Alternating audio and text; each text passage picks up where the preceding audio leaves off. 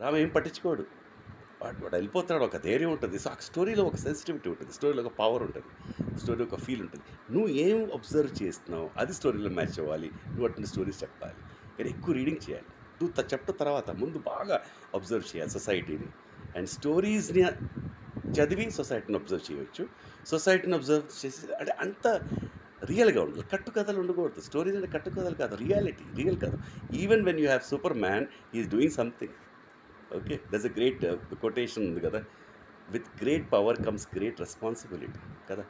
నీకు చాలా పవర్ ఉంది. నీకు తెలుసు నీకు చాలా పవర్ ఉంది. అది చాలా రెస్పాన్సిబుల్ కదా! చేస్తే నీకు సాటిస్ఫాక్షన్ ఉంటుంది. అందరికి సాటిస్ఫాక్షన్ ఉంటుంది. ఒక మంచి పని చేయటం. అదొక feel. You understand? Art, maths and stories all very beautiful things and all get connected one day. You love everything, and that is what is natural in us.